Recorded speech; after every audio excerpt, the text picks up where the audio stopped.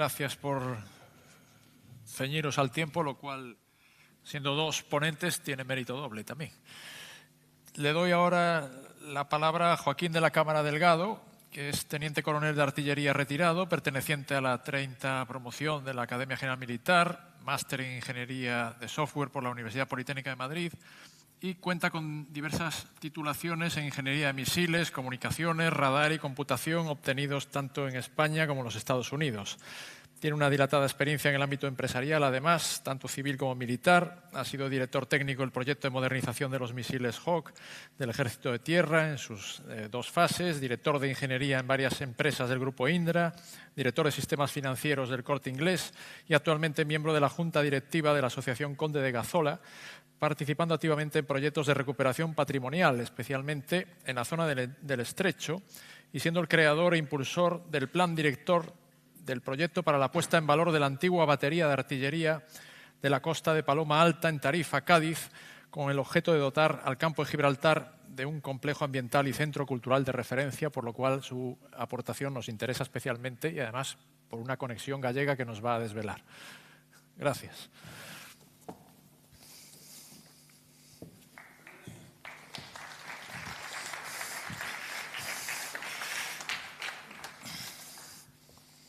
El mando de...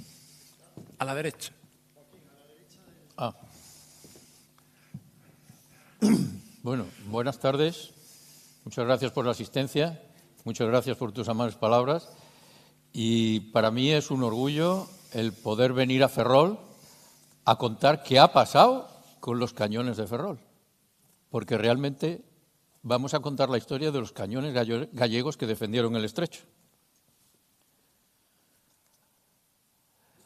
Una breve introducción para saber quién somos. La Asociación Conde de Gazola es una entidad sin ánimo de lucro. Tenemos presencia en toda España, con aproximadamente 400 miembros, y nuestro principal objetivo es recuperar el patrimonio artillero que hay en España que pueda estar abandonado o que pueda necesitar algún tipo de actuación y, sobre todo, poner en valor todos los valores de la artillería española. Se fundó en el año 2016 y, ya digo, el proyecto estrella que tenemos ahora mismo es el proyecto de Paloma Alta. Ahí en la web nuestra tenéis información de quién somos. Bueno, curioso, nuestro nombre, Conde de Gazola, os preguntaréis quién es. Es el fundador del Real Colegio de Artillería en la época de Carlos III, en el año 1764, en el Alcázar de Segovia. Para entrar en ambiente, vamos a ver un pequeño vídeo de 4 minutos. El enclave de Paloma Alta y sus alrededores de la Sierra de San Bartolomé forman un paraje natural que, de ser un monte pelado a primeros del siglo XX, constituye hoy día un refugio natural privilegiado para la flora y la fauna terrestre del Parque Natural del Estrecho, y ello a escasos 13 kilómetros de Tarifa. Y nos preguntaremos, ¿por qué es esto? La respuesta no es otra que la existencia de 3 imponentes cañones centenarios que en 1940 se trajeron a estas costas para su defensa durante la Segunda Guerra Mundial.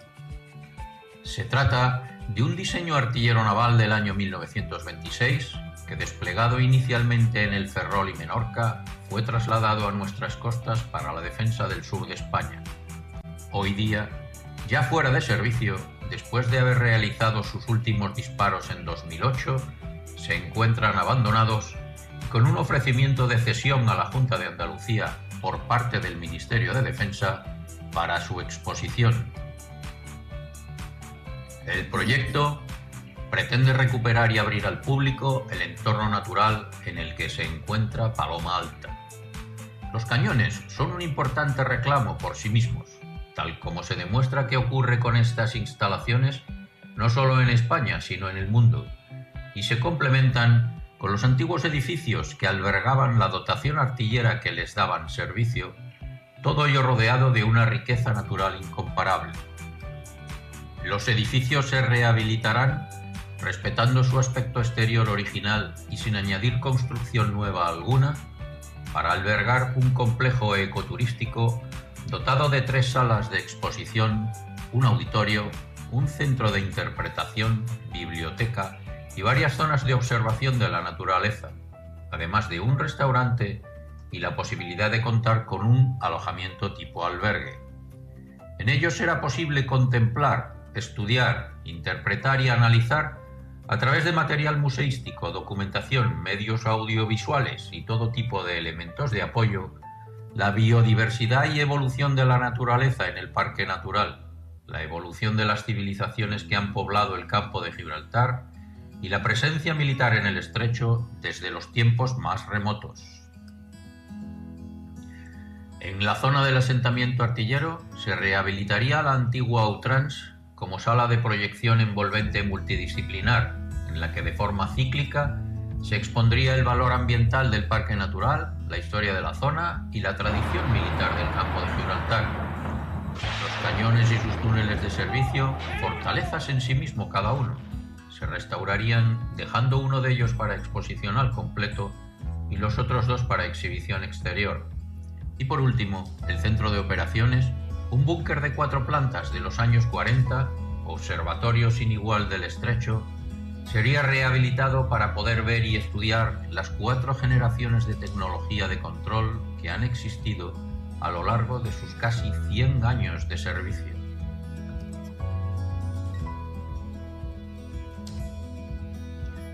Paloma Alta es la última batería de este tipo que queda por abrir al público de las 5 que aún existen en España. Por su inigualable situación en el estrecho y la singularidad del enclave natural en el que se encuentra, merece el mismo respeto o más si cabe que el de sus hermanas. Este proyecto dará al campo de Gibraltar un enclave natural de referencia para las generaciones futuras.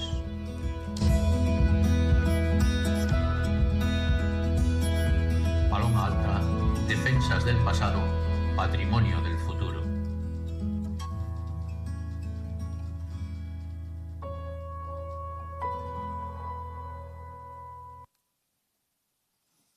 Bueno, pues ya estamos en ambiente.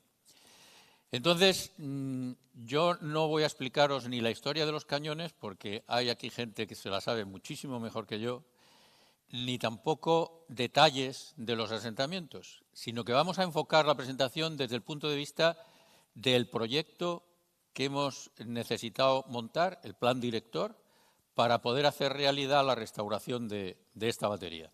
Entonces, aquí tenéis un resumen del plan director con todos sus contenidos, que no vamos a entrar en el detalle porque en 45 minutos es imposible. Pero lo que sí vamos a hacer es hacer un repaso de los puntos más importantes. Entonces, viendo lo que, al haber trasladado la batería a Tarifa, es diferente de cuando estaba aquí. Entonces, veremos todos esos puntos, el relato, la oferta. Estos puntos son los típicos puntos que deben aparecer en un plan director, primero, para poder ir organizando el trabajo y, segundo, para conseguir que quien tiene que financiarlo se interese por ello. Empecemos por el relato.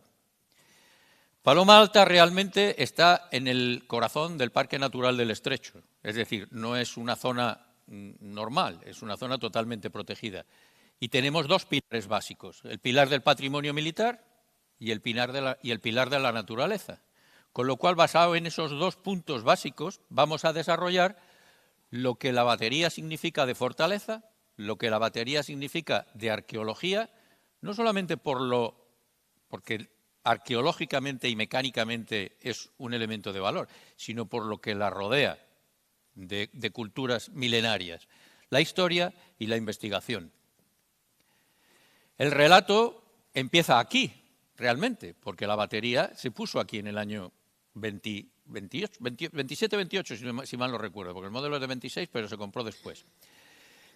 Pero en Tarifa, ¿por qué se mandó? El centro del relato lo tenemos en Gibraltar. Gibraltar siempre ha sido un objeto de deseo para todas las potencias del mundo.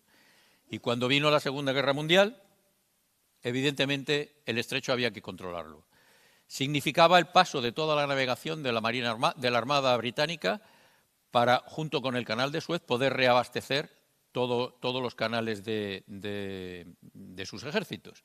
Y por otro lado, los alemanes también les interesaba Gibraltar. Con lo cual nos encontramos con 2 operaciones militares perfectamente claras. Una es la Operación Félix, que está muy bien documentada, hay muchos libros escritos sobre ella, que fue el intento de, conjuntamente, el gobierno español y el gobierno alemán de tomar Gibraltar. Pero es que, por otro lado, tenemos otra operación de la cual prácticamente no hay nada escrito, hay muy poco, que es la operación Backbone.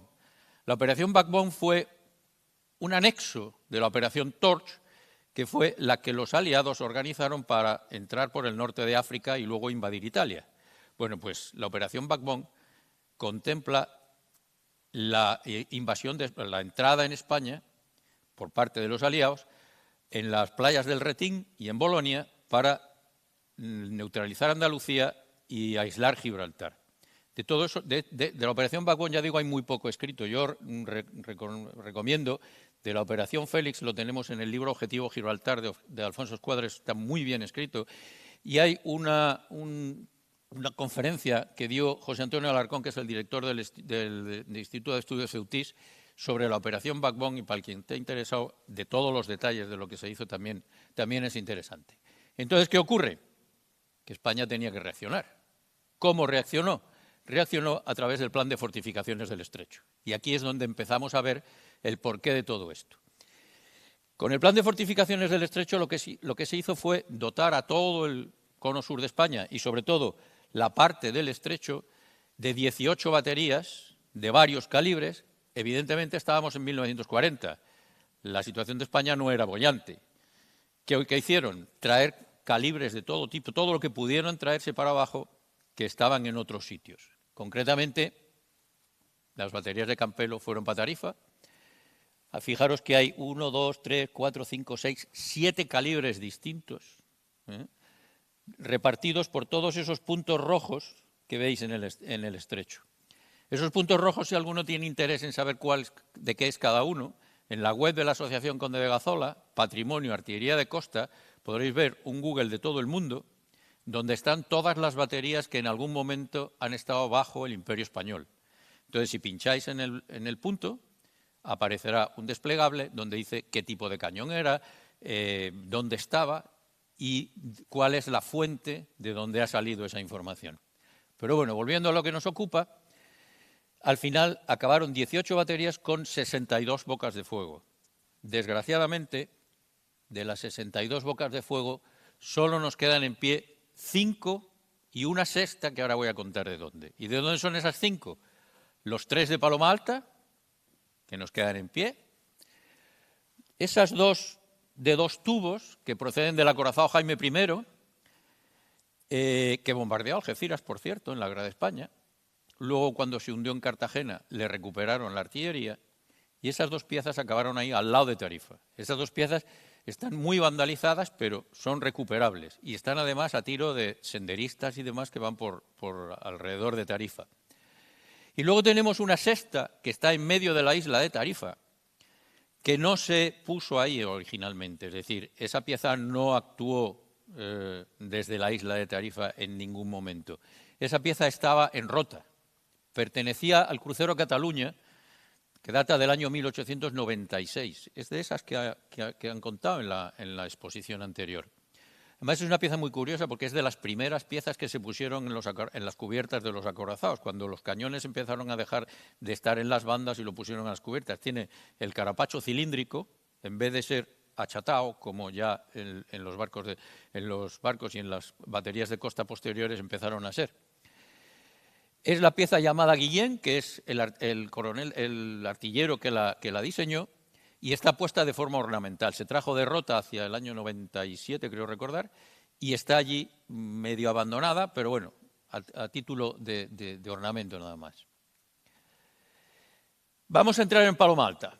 Paloma Alta ahora mismo es una finca aproximadamente de unos 300.000 metros cuadrados. Tiene 2 zonas perfectamente diferenciadas. La zona de vida, que la tenéis ahí, que es donde están los edificios, ahora hablaremos de ellos, y los cañones.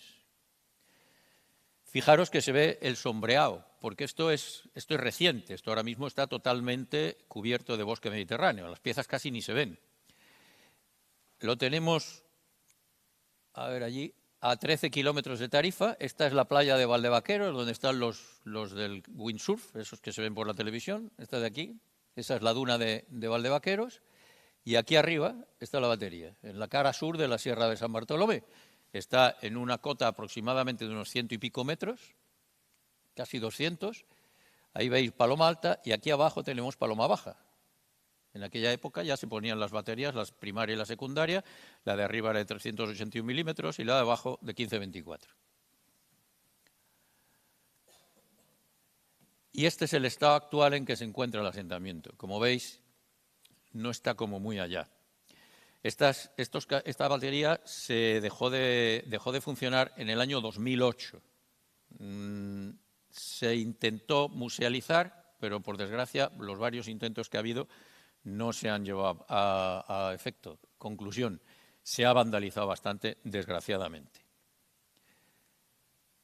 Este es el interior de la tercera pieza. Eso de ahí no es que falte por algo, es que se lo llevaron. Simplemente vinieron y lo robaron. Ese es el cierre, del cañón. Esto como anécdota fue curioso porque le rompieron las bisagras, llamémosle así, los soportes, y evidentemente el cierre se cayó. El cierre pesa como 2 toneladas. No recuerdo ahora mismo exactamente cuánto es el peso, pero por ahí anda. La parte de bronce, cuando se cayó, en vez de dejarlo allí, bajaron. El tornillo, que es de acero, lo dejaron, que eso no vale, pero el bronce se lo llevaron, el bloque de cierre. El tornillo ahora mismo se conserva en el Regimiento de Artillería de Costa número 4, en Cádiz. Las otras 2 piezas, gracias a Dios, están bien.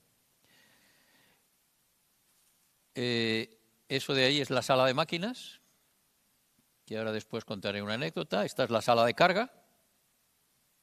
Y aquí tenéis el número de la pieza. Este es el tubo número 17. Esa es la pieza que vino de Favarich. Ya sabéis que las 2 piezas de Campelo son la pieza primera y la segunda. Se instalaron en Paloma Alta, pero en las pruebas de explanada la segunda pieza tuvo una explosión en el tubo. Se metió un proyectil de instrucción con carga de guerra y el tubo se barriló, con lo cual el tubo se echó a perder y la cuna también. Entonces se trajo un tubo y una cuna de Favarich de Menorca, porque la batería de Favarich estaba casi en el mismo ángulo de cobertura de la mola. Entonces se vio que esa batería ya no era útil allí, con lo cual se trajo ese cañón y medio de Favarich, y Favarich se quedó con una sola pieza. Dijeron, no se va a quedar con una sola pieza Favarich. En aquella época, además, si recordáis, los barcos empezaron a dejar de tener torres de 2 tubos a tener torres de 3 tubos. El Hood tenía de 2 tubos, sin embargo, los acorazados americanos y los últimos alemanes empezaron a tener de 3 tubos, con lo cual se trajo la tercera pieza. Eso es un simple mayor eficacia en la artillería. Ya sabéis que actúa por masa y cuanto más tubos tengamos, mejor. Con lo cual se trajo ese tubo de Favarich, esa pieza de Favarich, y ya tenemos Paloma Alta con 3 cañones. Ese es uno de los de Favarich. Estas son las pistas interiores de la zona de vida de la batería. Como veis, están muy bien conservadas. Es decir, cualquier cosa que hay que hacer necesita poca actuación. Y el hecho de traer la tercera pieza, y esto ya sí es distinto de lo que podía haber, fue realmente un reto tecnológico importante. Lo primero que se encontraron es que la dirección de tiro que traían las piezas de Campelo gobernaba 2 cañones. ¿Y el tercero, con qué lo gobernamos? 2 direcciones de tiro, que fue lo que pasó. 2 direcciones de tiro con 3 cañones, no van los 3 proyectiles al mismo sitio, nunca jamás. Con lo cual, al final, se optó por cambiar la dirección de tiro Vickers por la dirección de tiro Costilla, que es un invento español. Un invento español que además procede de 1927. Lo que pasa es que por cuestiones de capacidad de producción no se pudo fabricar hasta 1940. Se llama Costilla porque el inventor era el coronel Juan Costilla, y en Paloma Alta ya las piezas se pudieron manejar con una sola dirección de tiro. Esta dirección de tiro además es interesante porque se diseñó de origen para poder manejar hasta 4 cañones. ¿Qué es lo que pasó? Que prácticamente fue la dirección de tiro estándar en casi toda la artillería de costa en España, durante largo tiempo. ¿Cuánto tiempo? Pues hasta 1972, a ver, aquí, que el telémetro Barstraud de 9 metros que nos ha contado antes Pepe López Hermida se cambió por un radar RX-80, un radar de Marconi. ¿Qué quiere decir? Aquí tenemos el primer reto tecnológico. Cañones del año 1926 empieza a manejarse con un radar analógico. La dirección de tiro costilla era totalmente electromecánica. Funcionaba a base de levas, engranajes y elementos de cálculo. A duras penas hacía 5 operaciones, pero resolvía el tiro. Y el tiro era muy simple. Todos los elementos de observación seguían al objetivo, sacaban la ley de movimiento del barco, eso lo enviaban a la dirección de tiro y la dirección de tiro lo que hacía era calcular el momento en el cual tenía que disparar el cañón y calculaba el punto en el cual iba a estar el barco cuando el proyectil llegara al agua. Es un puro, como los cazadores seguro que esto se lo saben muy bien. Eso tenía su ciencia y ese era el misterio de las direcciones de tiro estas. Con el radar se mejoró enormemente todo lo que era la adquisición del objetivo y en el año ahí hay un gato, no es 1995, hay un error, es 1985, se dio un salto importante cuando se cambió la dirección costilla y el radar por una dirección de tiro 9K que es totalmente digital. Ahí tenéis el radar y tenéis las consolas. Esta dirección de tiro sigue hoy funcionando. Cuando la artillería de costa dejó de ser fija para ser móvil, esta dirección de tiro se modificó totalmente, se convirtió en un shelter y ahora mismo está dando servicio a los cañones de 155 de Santa Bárbara, que son los que defienden las costas. Hubo otro reto tecnológico curioso, esto como anécdota, en Paloma Alta, y es que el asentamiento tiene las 2 piezas y el búnker donde estaba el telémetro. Pero curiosamente cuando hubo que poner la tercera pieza, había un momento de orientación en que la pieza disparaba por encima del búnker. Bueno, pues cuando la onda expansiva llegaba al búnker, cuando se metió la electrónica, los elementos electrónicos se ponían así como un poco locos. Y hubo que construir un canal, 2 muros, para absorber la onda expansiva, la onda de boca, que no llegara a la zona donde estaban todos los elementos del búnker. Porque no olvidemos que la dirección de tiro costilla estaba en un túnel, ahora después lo veremos, pero los elementos electrónicos se pusieron en el búnker. ¿Qué otra cosa tiene Paloma Alta que interesa mirar? La naturaleza. Aquí tenéis las fotografías de cuando Paloma Alta se puso. Era un secarral, no había ni un árbol. Esto es Paloma Alta del año pasado. Es una zona de bosque mediterráneo, como veis, ya lo habéis visto en el vídeo, en el corazón del parque natural. ¿Qué es lo que significa esto? Los asentamientos militares han sido unos conservadores de la naturaleza desde el principio. Esto es un valor que hay que transmitirlo. Y eso es una de las cosas que interesa meter en el relato del plan director. ¿Qué otra cosa es distinta? La tenemos en medio de todas las rutas del parque natural. Y cuando digo rutas son todas, personas y aves. Todas las aves migratorias que cruzan el estrecho pasan, da lo mismo el viento que tengamos del este o del oeste, poniente o levante, que decimos por allí, por encima de la batería. Esto no es ninguna recreación nuestra. Esto está en la guía del Parque Natural del Estrecho. Y luego todas las rutas de senderistas, caballo, bicicleta, que hay reconocidas dentro del parque, pasan por la batería. Cuando estaba la batería en servicio, todo eso estaba cortado. Ahora sigue cortado, lo que pasa es que las alambradas, pues bueno, al estar abandonado, pues son de aquella manera. Pero lo que sí es verdad es que cuando el enclave esté puesto a disposición del público, lo lógico es que haya posibilidad de pasar por allí con una serie de puertas que estarán abiertas en unos horarios determinados cuando la gente suele pasar para facilitar todo eso. Y esto son cosas que también hay que transmitir.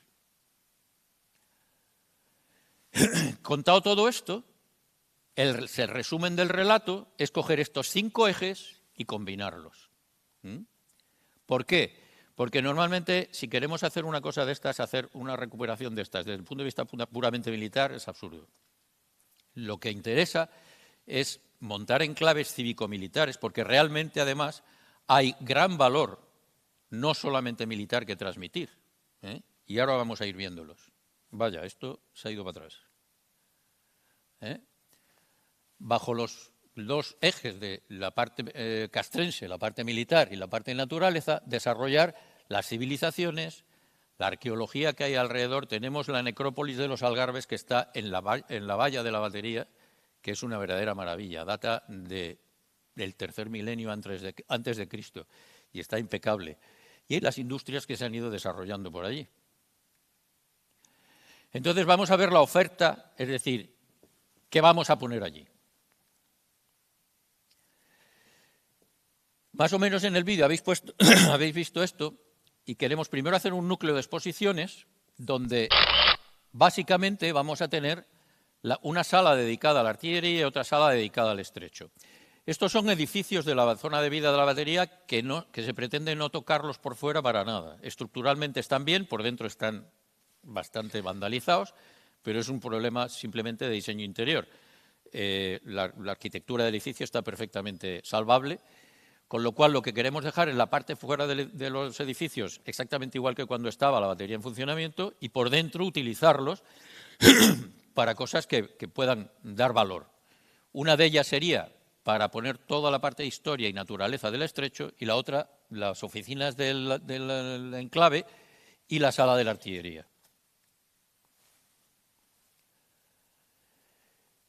La otra zona serían los edificios pequeños de la parte, digamos, de atrás, de la pista secundaria de la zona de vida, dedicarlos a una zona de estudios y trabajos.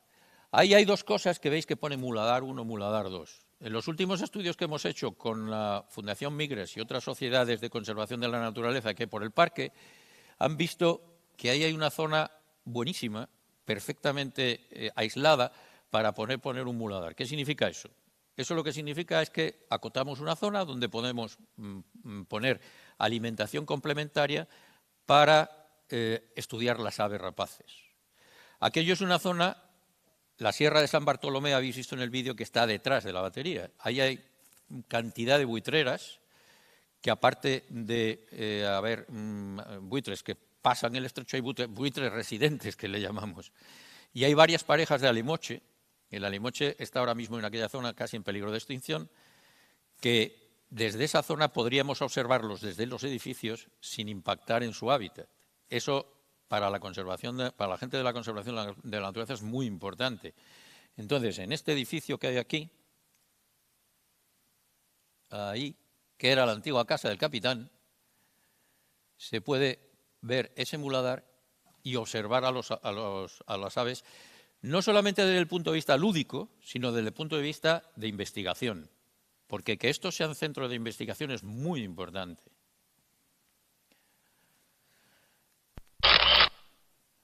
Aquí tenéis lo mismo, añadiéndole un pequeño auditorio en la antigua edificio multiusos y evidentemente un restaurante. Si no hay un restaurante por allí, esto, mal asunto.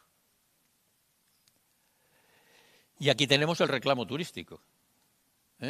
Esa pieza es la número 3 que estaba aquí en Campelo. La número 3, quiero decir el tubo número 3. Creo recordar que es la misma primera pieza que había en Campelo, que coincide con la que hay al principio en la fotografía del inicio. Y eso que veis ahí, esa cueva, en aquella época el teniente que mandaba una pieza era dueño señor de vidas y haciendas. Entonces camuflaba su pieza como le parecía conveniente y evidentemente le autorizaban. Bueno, pues esta pieza estaba en una zona totalmente despoblada de árboles. ¿Qué es lo que hizo? Hizo todo esto, es cartón piedra. Entonces se hizo una cueva para disimular todo el contorno de la pieza con el entorno natural que había, y así ha quedado. Hoy, evidentemente, como veis, hay árboles por todos lados, pero realmente la entrada por la cueva está tal cual. Un poquito deteriorada, pero vamos, está perfectamente habilitable. Y además, el paso hacia la pieza antiaérea que defendía esa zona entra también a través de una cueva y está perfectamente restaurable. Aquí tenéis una vista del asentamiento. Fijaros que aquí tenemos la primera pieza, la segunda, esta es la gafada, esta es la que se estropeó, y la tercera. Y fijaros que estas dos están perfectamente colocadas, con la dirección de tiro ahí en medio, y esta pobre cuando vino la dejaron ahí huérfana. Y lo que pasa es que cuando tiraba en esta dirección, pasaba justo por encima del búnker. Y por eso hubo que hacerle ahí los dos tabiques de absorción de, bueno, no son tabiques, son perfectamente muros, de absorción de la onda de boca. Este es el edificio de la antigua sala de comunicaciones, aquí es donde estaban todos los elementos de conmutación que pasaban los datos desde los elementos de adquisición de objetivo hacia los cañones, así como las comunicaciones. Este edificio realmente está vacío, pero tiene su encanto, digamos, de construcción. Pero tenía aquí una escalinata muy curiosa y este edificio lo que se pretende hacer es una sala de proyección de vídeo y audio envolvente, de tal forma que se puedan proyectar vídeos de naturaleza, del tiro de la batería, de la riqueza del estrecho, y que si tenemos sonido que merezca la pena, las butacas se muevan, del estilo de los parques de atracciones. Y no porque esto quiera ser un parque de atracciones, sino porque realmente esas cosas a la gente le llaman la atención. El búnker del COACTA, del centro de operaciones, como habéis visto en el vídeo, es un búnker de 4 plantas. Desde el punto de vista arquitectónico es interesante porque este búnker nació con esta planta, que es donde estaba el telémetro ese grandísimo, el de 9 metros, y esa parte de ahí, donde están esos 3 miradores, es donde estaban los elementos de observación del mando de la batería. Solamente tenía esas plantas. Y esta parte de aquí está sujetando todo ese voladizo, porque ahora mismo veis ahí una pared por delante. Pero esa pared antes no estaba, porque el telémetro te necesitaba mirar hacia afuera. ¿Qué ocurre? Cuando se quitó el telémetro y se metieron las direcciones de tiro digitales, ahí abajo es donde se metieron las direcciones de tiro y ya se puso la pared. Pero ese techo de ahí está sujetado por la parte superior del edificio. Y creerme, es un voladizo realmente impresionante, esa es la verdad. Posteriormente, cuando se metió el radar, se hizo este piso de aquí, que era donde estaba la antena del RX-80, y después, cuando se metió la dirección de tiro, se puso esa torre pequeñita arriba, que fue donde se pusieron los elementos optrónicos, el láser y el infrarrojo. Con lo cual, al final, quedó el búnker más grande que hay ahora mismo en toda la zona del estrecho. Y está perfectamente recuperable. Ahí, bueno, ya habéis visto que se pondrían todas las tecnologías. Aquí veis la planta de abajo, esa es una recreación del telémetro. Esta es la vista del estrecho desde arriba. Ese buitre, esa fotografía del buitre no está cogida de ningún sitio, esa fotografía es nuestra, de un buitre que se nos metió en la batería un día y tuvimos la suerte de poderlo pillar. Y esa es la vista de todo el estrecho desde arriba. La dirección de tiro, la original de Vickers, estaba metida en un túnel y tenía 2 cámaras. Y bueno, esto es de Coruña. Esta es la costilla que está en la Academia de Artillería y este era el plotter y la Vickers. Esto está ahora mismo también en el Museo de La Coruña. Aquí tenéis los 3 cañones. La restauración del cañón. Aquí tenéis todas las salas que antes se han hablado. La sala de máquinas, la de pólvoras, esta de aquí, la de explosivos, la de proyectiles, la de mantenimiento que está aquí y el túnel de entrada. Aquí tenéis lo que es el proyectil, 885 kilos más 200 kilos de carga, un disparo de 1 tonelada. Y ahí tenéis la altura. Esto no lo he puesto ahí porque seamos muy guapos, sino que para que veáis la altura del proyectil. En el campo de deportes se instalaría un jardín botánico Y aquí vemos cómo se organizaría una visita. Cogeríamos a la gente en unos buggies, los llevaríamos a la sala de proyección, les contaríamos la historia que toque. A continuación vemos a la tercera pieza y al coacta, subimos a la segunda pieza, entramos en la dirección de tiro, vamos a la primera que estaría restaurada completa, por dentro y por fuera, y ya se vuelve a la zona de vida. Todo esto en un plan director, si no tiene un estudio de mercado, pues vamos a convencer a poca gente. Nos encontramos en una zona donde están todos los municipios de influencia del campo de Gibraltar, que son 8, más Gibraltar y Sotogrande, que dan mucho movimiento, más luego las zonas de Cádiz, Sevilla y Marbella. Estamos hablando de una zona de 1.200.000 habitantes, con más de 10 millones de visitas al año. Bueno, no está mal para empezar. Nos encontramos en el centro del eje cultural de la parte occidental del estrecho, a 7 minutos de Bolonia, donde están las ruinas de Baelo Claudia, que seguro que a todos os suenan. Reciben al año 150.000 visitas. Tenemos la necrópolis de los Algarbes, que ya os he hablado, las tumbas antropomórficas del Betis, que están en la Valla de la Batería, el castillo de Tarifa, que recibe 90.000 visitantes al año, y la isla de Tarifa, que se está restaurando entera. Y nosotros ahí en medio.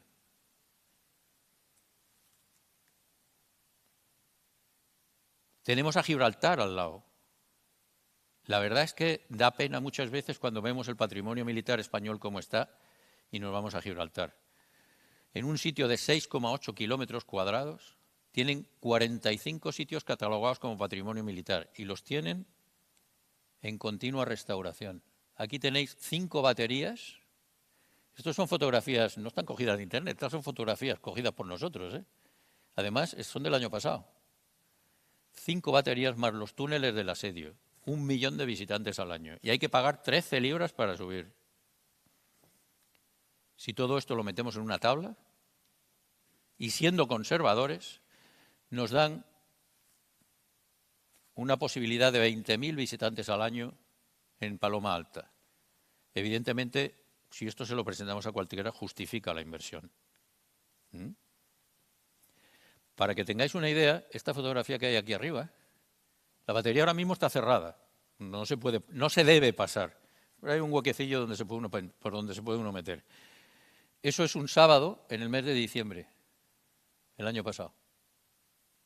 Y tenemos ahí lo menos 10 o 12 coches, que no pueden entrar, tienen que quedarse ahí en el carril porque no hay otro sitio donde dejarlos. Vamos a ver ahora el proyecto.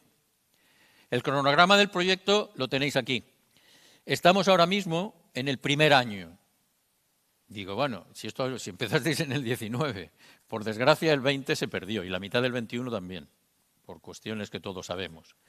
Entonces, realmente lo que se ha estado haciendo es todo lo correspondiente al primer año. Con lo cual, en el momento que esté tomada la decisión, que ahora después veremos cuál es, empezaremos a meter el pico y la pala. ¿Qué cosas hemos hecho hasta ahora? Pues aquí las tenéis. Las más importantes, elaboración del plan del proyecto, el plan director. Se ha hecho todas las mediciones y maquetación y modelización de todos los edificios. Esos gráficos que habéis visto son gráficos metidos en un CAD, con todos los edificios están perfectamente dimensionados. Hay además un documento de contenidos que se ha presentado a la Junta de Andalucía hasta la última silla de lo que hace falta. Se han hecho los vuelos y reportajes fotográficos necesarios y, muy importante, está gestionado el acuerdo de cesión de manial del terreno y las instalaciones, bienes muebles e inmuebles. Seguro que el coronel, ¿era coronel o general? El del INVEF. El general que está esta mañana sabe de estas cosas. Se ha presentado todo eso a la Junta de Andalucía y estamos esperando. Y evidentemente hemos hecho una cosa muy importante, la difusión a todos los medios. Difundir esto yo de verdad agradezco que me hayáis dado la oportunidad de poder venir a contarlo, porque estas cosas, tanto las de abajo aquí arriba como las de aquí arriba abajo y por el resto de España, hay que darles la mayor difusión del mundo, porque esa es una de las claves del éxito. Fijaros que aquí en el lateral, en todas estas diapositivas, figura todas las instituciones públicas y también las privadas. Luego veremos por qué. ¿Por qué? Aquí tenemos la primera donación que recibimos, que fueron 12 proyectiles de la dotación de guerra de Paloma Alta cuando Paloma Alta se cerró, que la SPAL Systems, a través de una serie de gestiones, nos los desmilitarizó y nos los ha cedido. Ahora mismo los tenemos guardados en el bujeo, al lado de una instalación del Recta 4, para cuando llegue el momento poderlos exponer. Son proyectiles reales de la dotación de Paloma Alta. Aquí tenemos otra cosa importante. Navantia nos hizo una toma de datos importante para ver cuánto y cómo se podía restaurar un cañón entero, e incluso nos ofreció la colaboración. Y aquí quiero hacer énfasis en que esto es un elemento distintivo o diferencial de cuando la batería estaba aquí. Cuando la batería estaba aquí, la bomba hidráulica, la bomba que proporcionaba la presión hidráulica al sistema, era una bomba con 3 cilindros horizontales que los podréis ver en las piezas que hay en La Coruña. Sin embargo, cuando se trajeron aquí y dado que estuvieron en servicio tanto tiempo, la bomba se cambió, ese motor se cambió por este sistema, es una bomba hidráulica, que es la que dio presión exactamente igual al resto del sistema. Pero esto es distinto de cuando estaba aquí la batería. Tenemos donaciones de gente que está dando cosas porque le parece. Todo el archivo del coronel Frontela lo tenemos, el telémetro de Paloma Alta está localizado. Un teniente nos proporcionó una de las llaves de fuego. Aquí tenemos el tornillo del cierre que he dicho antes que se cayó. Y allá los próximos pasos es meter el pico y la pala. La gestión del proyecto llevaría un organigrama típico de cada una de las funciones que necesitan. No tienen que ser personas, sino funciones que hay que desarrollar. El presupuesto se ha hecho de 2 formas distintas para ver, primero, bajo el prisma de experiencia en proyectos inmobiliarios que tenía el equipo de trabajo que preparó el plan. Y luego se contrató la colaboración de una empresa especializada en restauraciones para hacer el mismo presupuesto, pero por unidades de obra. Y al final hemos llegado al mismo dinero, a la misma cantidad, que estamos hablando de entre 3,5 y 4 millones de euros. Se ha hecho, evidentemente, una cuenta de pérdidas y ganancias para la vida operativa, porque si esto luego no sabemos cómo mantenerlo, difícilmente va a haber nadie que invierta nada. Y el objetivo fundamental es llegar a la autofinanciación, que es posible. Aquí tenéis cada uno de los... Esto en el texto de las ponencias está perfectamente explicado. La figura jurídica es una cesión de Manial. En el año 2019 se presentó a la Junta de Andalucía y a la parte de defensa, DIACU, Jefe de Estado Mayor y Digenin. Y en el mismo año la Junta de Andalucía llegó a publicar su interés por el tema. La cesión de Manial llegó a la Dirección General de Patrimonio de la Junta de Andalucía y desde el año 21 estamos a la espera de que se apruebe o se firme el acuerdo para poder empezar. Esto es otra cosa muy importante, el marketing y la difusión. Como veis, se presentó el proyecto en Fitur, se ha traído aquí, se llevó al ICOFOR de Menorca del año 21 y se han hecho varias conferencias en la Universidad Menéndez Pelayo, aparte de otras muchas que no caben aquí porque, lógicamente, no ha lugar. El logo del proyecto es otra, parece una tontería, pero esto es importante. Y, por supuesto, toda la difusión en las redes sociales. Esto es una cosa, me vas a permitir que lo ponga, aunque sea un minuto. En el año 19 se hizo un estudio medioambiental, porque no olvidemos que estamos en el Parque Natural, y he de decir que lo hizo un estudiante de Ingeniería Técnica Industrial que se llamaba Francisco José Silvosa Pin, gallego, de aquí, paisano vuestro. Hizo un trabajo maravilloso y realmente nos sirvió bastante como base para empezar el plan director. Entonces, desde aquí quiero, evidentemente no estará aquí, pues estará haciendo su vida, pero quiero felicitarlo, porque realmente hizo un trabajo estupendo. Y es un trabajo que está hecho de una persona de aquí. Entonces, en ese trabajo se vio que el impacto ambiental era prácticamente nulo. Lo complementamos nosotros con la parte de toda la documentación que está vigente en el Parque Natural.